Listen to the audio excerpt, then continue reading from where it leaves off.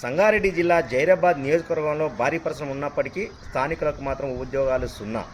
ఈ ప్రాంతంలో పరిశ్రమలు వచ్చినాయి, ఉద్యోగాలు వస్తే ఆనందపడ్డ నిరుద్యోగులకు ఊడ్చికడిగే ఉద్యోగాలు మాత్రం ఇచ్చి మిగతా ఉద్యోగాలను ఇతర రాష్ట్రాల వరకు ఇచ్చిన సందర్భాలు ఎన్నో ఉన్నాయి.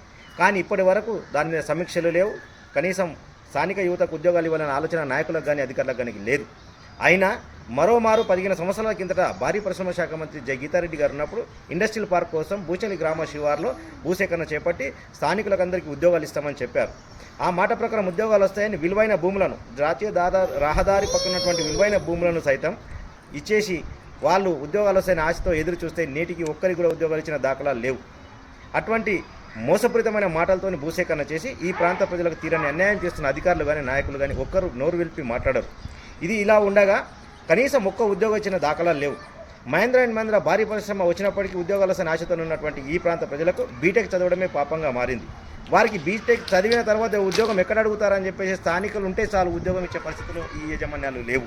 మరి ప్రశ్నిస్తున్నారా నాయకులు అంటే వాళ్ళు ప్రశ్నించే దాఖలాలు లేవు.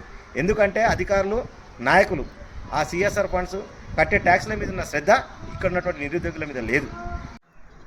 ఈ ప్రాంత నిరుద్యోగులకు ఇంత తీరని అన్యాయం జరుగుతున్న ఒక్క నాయకుడు నోరు మెరపడేందుకో, సిఎస్ఆర్ ఫండ్స్ కోసం, వాళ్ళు ఇచ్చే ఎన్నికల తాయిలాల కోసం, వారు కట్టే ట్యాక్సుల కోసం మీ నోర్లు మూగబోయాయా?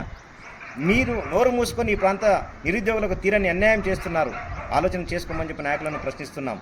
ఏది ఏమైనప్పటికీ భూషణల్లి గ్రామ శివార్లో జాతీయ రహదారి పక్కన విలువైన భూమిని సేకరించి ఆ యొక్క భూమిలో కోల్పోయిన కుటుంబాలకు ఉద్యోగాలు ఇస్తామని మాట తప్పి అధికారులకు దరఖాస్తులు పెట్టి దండం పెట్టుకున్న ఒక్క ఉద్యోగం ఇచ్చిన దాఖలాలు లేరు. ఇప్పటివరకు ఒక్క పర్మనెంట్ ఉద్యోగాన్ని కల్పించిన దాఖలాలు లేరంటే ఈ ప్రాంతానికి మోసం చేసినట్టు కాదా? అధికారులు, నాయకులు ఇప్పటికైనా ఆలోచన చేసుకోండి. పరిశ్రమలకు తొత్తులుగా మారకండి. ఈ ప్రాంత నిరుద్యోగుల పక్షాన నిలబడండి. స్థానికులకు రావాల్సిన వాటా ప్రకారం ఉద్యోగాలు ఇప్పియాలని చెప్పేసి ఈ ప్రాంత నిరుద్యోగ యువత కోరుతున్నా మీరు స్పందన లేదు, మాట్లాడే దాఖలాలు లేవు. జిల్లా అధికారులు స్పందించే పరిస్థితుల్లో లేరు. భారీ పరిశ్రమలను గొప్పలు చెప్పుకోవడం తప్ప ఈ ప్రాంతానికి ఒరిగింది ఏమిటి? భూములు కోల్పోవడం, అస్తిత్వాన్ని కోల్పోవడం, కూలీలుగా మారడం, ఊడ్చికడిగే ఉద్యోగాలు చేసుకోవడమే ఈ ప్రాంత ప్రజలు చేసుకోవాలనా? నైపుణ్యత పొందినటువంటి ఉద్యోగాలు కానీ, మరి శిక్షణ పొందినటువంటి ఉద్యోగాలు కానీ ఎందుకు దక్కవు? అతనికి తీరని అన్యాయం చేసిన వాళ్ళు కారా? మరి యజమానులకు తొత్తులుగా ఎందుకు మారుతున్నారు ఈ నాయకులు? ఎందుకు మీ నోర్లు పెకలడం లేదు? ఆలోచన చేసుకోవాల్సిన అవసరం ఎంతైనా ఉంది. జైరాబాద్ యువకులారా, నిరుద్యోగులారా ఆలోచన చేసుకోండి. ఎన్నికలప్పుడు మాయమాటలు చెప్పి ఓటేసుకొని గెలిచిన నాయకులు మన పక్షాన మాట్లాడకుండా వాళ్ళ నోరును మూగబోచి ఆ యొక్క పరిశ్రమకు తొత్తులుగా మారడం మనకు తీరని అన్యాయం చేసిన వాళ్ళే అవుతారు.